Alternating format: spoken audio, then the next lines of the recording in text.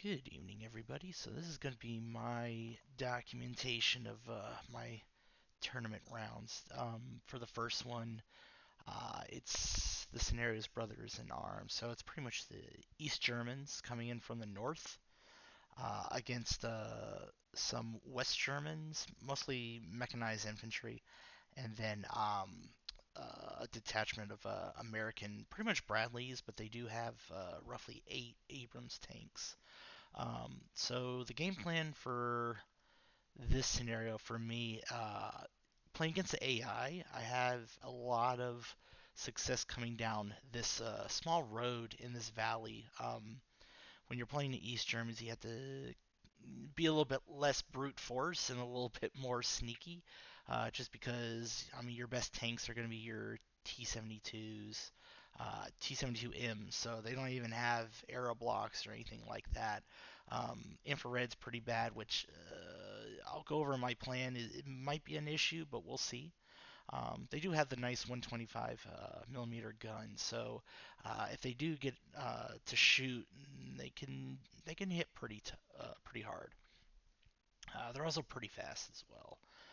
So in this one, I'm kind of going wider than what I usually do, just because again, I'm kind of expecting the my opponent to have maybe play the scenario and kind of expecting it. Which the way he deployed his forces earlier in the scenario, unfortunately I didn't record that part, but he was coming up from Hegnabrunn up this country road 21.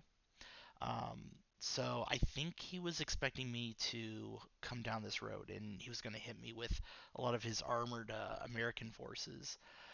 But I ended up going wider. So just in case you're new to the game, multi-unit overlay all pass is really useful to kind of check over all your units before you hit submit.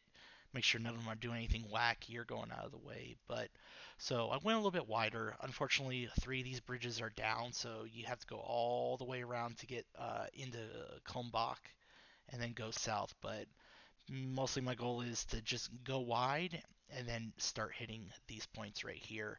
Um, let's see. The way the VPs are set up, you kind of tend at first look would you want to take out this small town, go down to B303 highway, and then take your 750 VP and your 1500 and hit the 500 at the very end. However, uh, if anybody has any tanks or Bradleys in this forest right here, your East Germans will get mulched, even with the artillery that you have available. And as it gets darker, so it starts off um, at 8 o'clock in the afternoon or 200 hours, and it goes until like midnight, a little bit after midnight. So we're gonna lose some of our effectiveness again, kind of going back to that limited thermals, mostly having just IR imaging on the tanks. By the time they get to these points, it's going to be dark. So the Abrams and the Bradleys will have an advantage. What I'm hoping is that by coming in wide and not going through the kind of usual funnel points that would be natural, um, I can minimize that. Also, there's a lot of complex terrain here, a lot of forest. There's this kind of like river valley in here, so even if he can see me, hopefully it's close enough, and my guys can shoot back. So I did send the battalion of T-72s along with the initial T-55 battalion with the BMP ones as well. So the main objectives for the T-72s, using their kind of speed, they're going a little bit wider. They're going to go down south through this B85 highway, and then cut across, and then start going up the center where the VPs are. Um, haven't determined yet. I think I might want them to kind of sit on the ridge a little bit, and because again, all his units are here, spread out. Uh, I don't know how he's going to respond, so I could either have the overlook on this ridge right here and hopefully get some shots off, or if it's dark, he might be able to see me with the thermals. So maybe I'll hide them in this again, this little river valley right here. That way, if he tries to come and actually retake these VPs, uh, I also have the advantage that unless he's like right here in this hex, he's not going to be able to see me, and by then I'll be able to shoot him. He won't get the first shot off, so that'll be pretty useful. For the T55s and the BMP, I have them cutting in early, and they're going to go ahead and come through this small little village right here, and then push into the VP hex here. And again, you also don't need to necessarily take the VPs. At the very end, when scoring happens, it will take into account the amount of units that are, I want to say, within 5 hexes. Maybe it's 4 or 3. I'm not really too sure, but it'll take those forces into account. So even if I don't push into there, if I can bloody his nose and have a good amount of troops in that area, I should be able to take that VP. I can also just win by just beating him up and taking him out that way, where he doesn't have enough forces to even contest the battlefield. Now the kind of wonky thing right here that I do have some good scouts right here, but unfortunately, those SPW 40s, they don't really have thermals, I don't believe. If you look at sensors, they have the IR searchlights just like the tanks, and some gun sights, but they don't really have thermals like the Bradley. So once it starts getting darker, they tend to lose a little bit of effectiveness. I do have the BRM with the ground search radar, which has been useful. That's how I knew he was moving up all the forces through this village and then up the country road 21. So if he moves in this area, especially if he starts responding, I start taking these VPs or moving up this A9 highway on the Autobahn. If he starts moving towards me, I should be able to see those units and react accordingly. Now the tricky part is, I did have a battalion of motor Schutzen in BMP ones and another T55 battalion come in. Unfortunately, because I saw that he had those units in this central location, I wasn't sure if I could get them to come over without getting seen. And those Abrams, they have long range and they're pretty effective and accurate. So I didn't want to just run them up here and get shot. So what I'm kind of doing is sneaking the BMP ones kind of up and over, and then I'm going to have them hold right here, and they'll be kind of a reserve with the T55s. It's kind of a large reserve, but I'm thinking hopefully once he starts seeing his VPs taken, or he starts taking fire from my guys coming in up this small road, he should be starting to move his American forces back to react to it. I can start moving those BMPs in there, and they'll make some pretty good work on those units, especially if they're on the move. I'll just have to be careful. Again, these BMP ones, they do not have any good sensors. Again, IR searchlights, so not much. Same thing with the infantry. Actually, infantry don't even have. They have like limited night vision sights, so they're not gonna be able to do much or see much. Same with the T55s. They're kind of in holding, and then once hopefully he starts panicking or trying to figure out where he's gonna move, react to me, then maybe I can move those up and kind of pincer them in there. We'll see. T55s, they don't have very good range compared to like the T72s or Abrams or any sort of like really modern tank. So you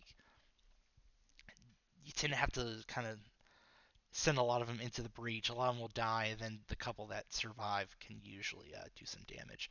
But I have seen a T55 destroying Abrams in this game, so it is possible. And let's see here. I do have one artillery platoon that came in already.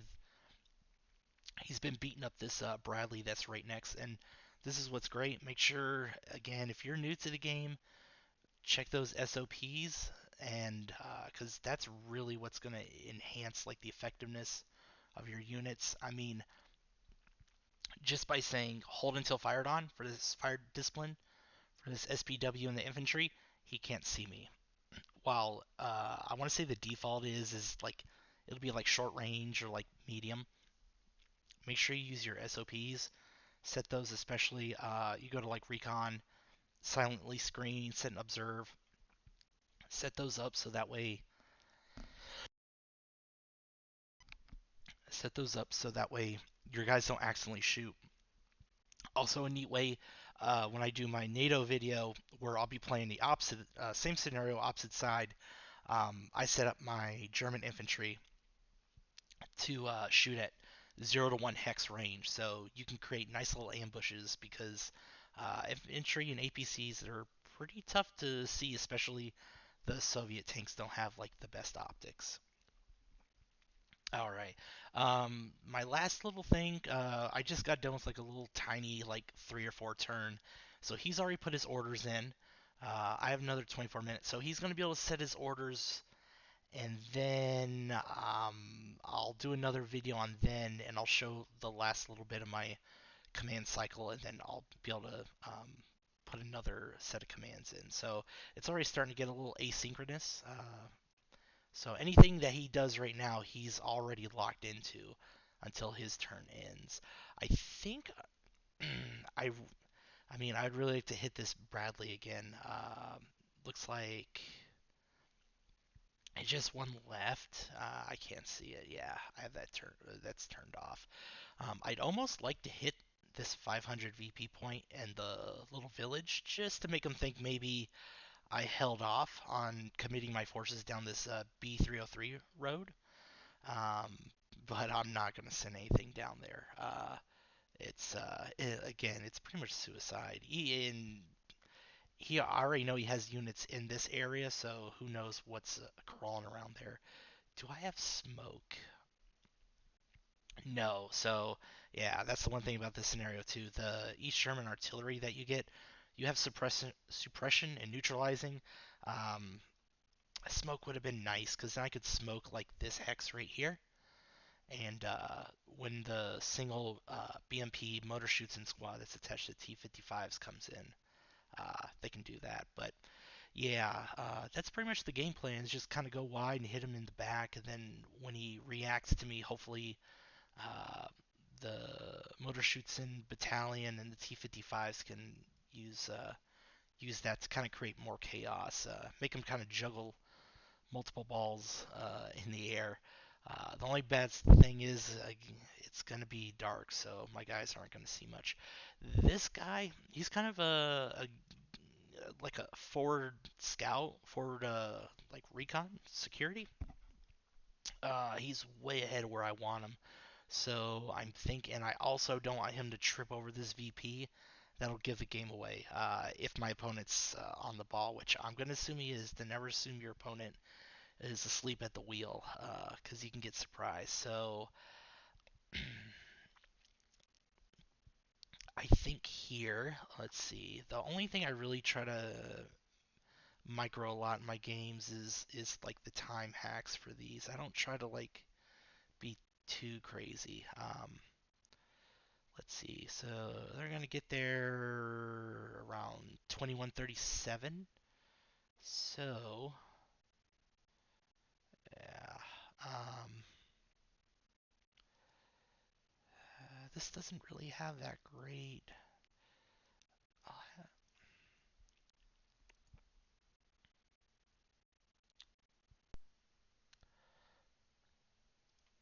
might reset the waypoints. Um, is he? All right.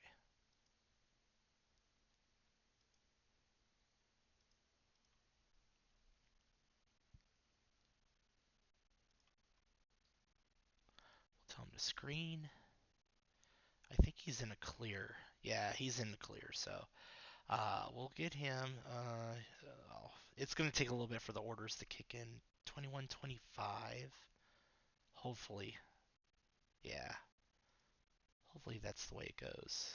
I think he was also moving hasty, so with deliberate, he shouldn't take as many losses as well. He'll get there at 21:39. Perfect. Cool. Okay. Yeah, so he'll get there a little bit early. Again, I don't or I won't really care too much if he gets mauled. That's really his goal. It's three scouts and three scout BMP ones, so that's kind of their role. Now, I don't want them to die, preferably, but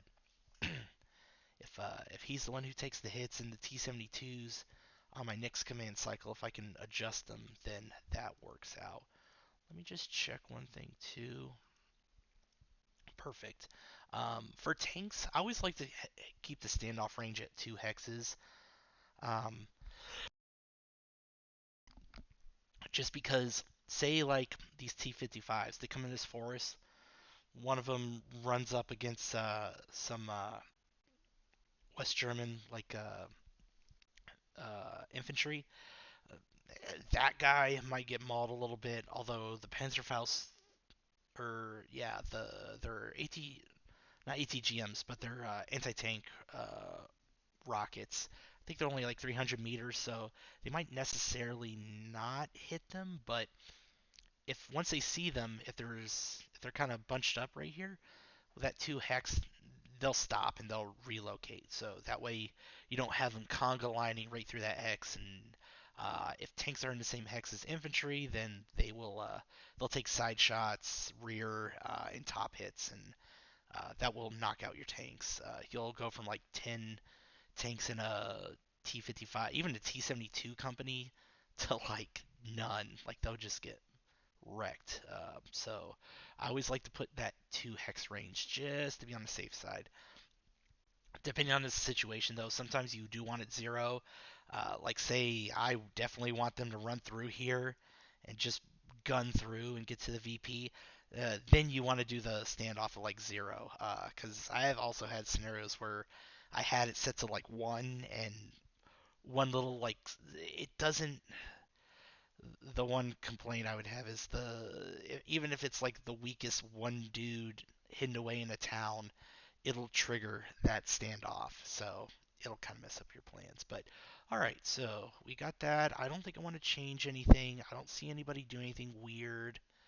Um, the HQs, they're lagging a little bit behind, but they have the range to do that. I'll let the artillery hit that Bradley again, and we'll go from there. So I don't think they're going to start moving. They should start moving in a little bit. But all right, let's go ahead and play. Let's zoom out a little bit so we can see.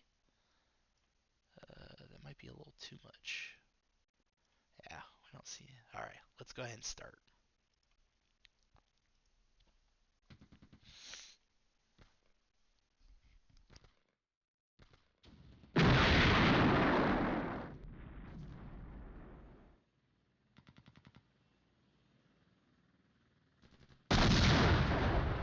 Well, I hope that artillery sound is muted enough by my desktop audio.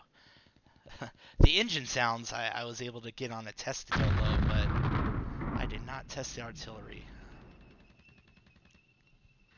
All right. Um, The artillery already hit those guys, so oh, there they go. Boom. So that's a platoon of Bradleys with their scouts dead.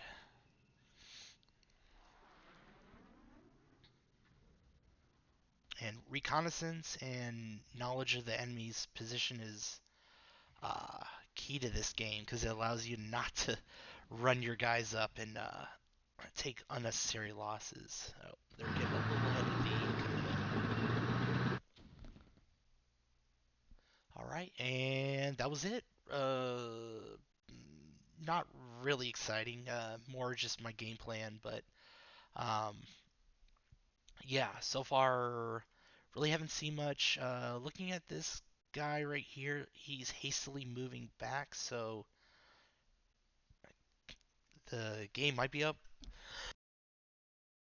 He might have figured out, hey, I should be seeing more people, um, and not me going wide. I don't know if he really saw me going through this little valley right here, he might have. Um, let's see here, and then you can see my BMPs. They're also starting to move. They didn't get shot on, especially this guy. He hasn't been shot at, so maybe we can get him in here and kind of, again, I'm gonna just stage him and have him ready to run wherever I need to. Um, Either I can go around, hit this, or go through the valley. Pretty good start. Not too exciting, but a little bit. Our scout to the southeast got to where he's at, so he doesn't have anything in his back line, so not very good. You'll see in my NATO game, I do have, I did originally have Bradleys in this area to kind of make sure if he comes down uh, this far highway, I'd see him. But I think in that game, he's coming down this valley right here. So we'll see. All right, and then yeah, hopefully tomorrow I'll be able to put in some more exciting um, moves. We should be able to start making contact here hopefully soon. Till then.